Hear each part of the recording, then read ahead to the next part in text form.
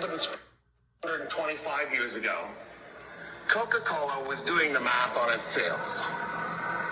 I believe by that point it had already abandoned the cocaine content. It was just cola at that point. But once you name something cocaine cola, how do you ever walk back from that? You know what I mean? It's too good of a name. So they noticed something. People bought Coca-Cola in the summer.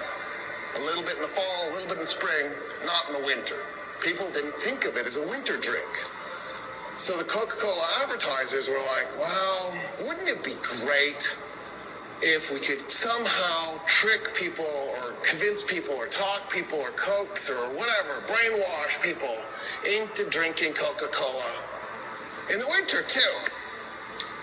So here's what Coca-Cola advertisers came up with. They thought, what if we somehow worked Coca-Cola into Christmas?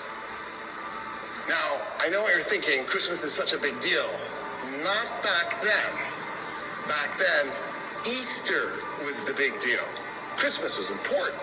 People would go do Mass to commemorate Christ's birth, but everybody's bored. The real interesting thing is to be killed, executed, and then come back 2 days later. That's fascinating, which is why people had focused on Easter. So what the Coca-Cola advertisers did was, they found a saint who was about to be decanonized, Santa Claus. The Catholic Church was like, he hasn't performed a miracle in a while, let's unemploy him.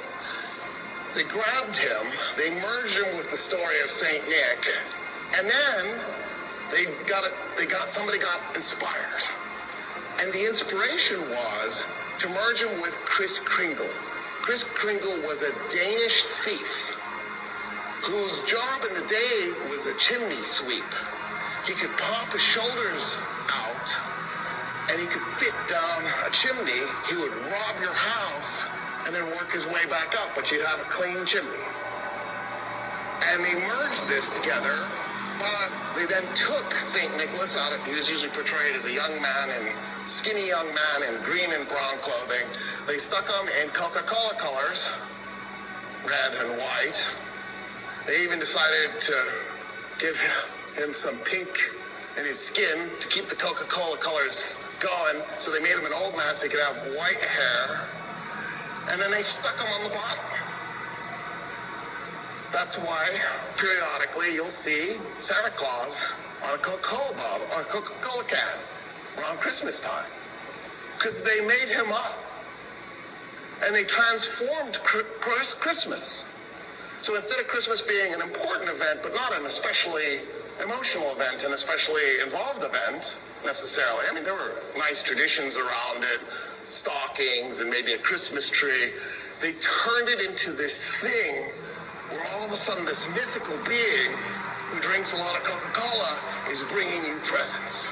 I guess that's how he stays up so late, because think about how many hours it would take to bring presents to everybody. And in the process now, the average Christian in the United States at least thinks Christmas is the important Christian holiday. And it's forced other religions to think about what holiday they could promote during that time period, like Hanukkah. Hanukkah was never especially important. I mean, it's important, but not like, you wouldn't evolve like a whole bunch of time and energy and effort on it. But then, right, if you're Jewish and you're like looking at your kids going, we wish we had a Christmas tree, you need something to compete with this. And the next thing you know, there's a Kwanzaa, because of Coca-Cola advertisers trying to get you to drink more Coca-Cola. They've changed our religion, they've changed our culture, they've changed us economically. So you can imagine what happens when you have a government deliberately thinking about these things. 125 years ago, Coca. What do you think? You ready to understand how the world really works?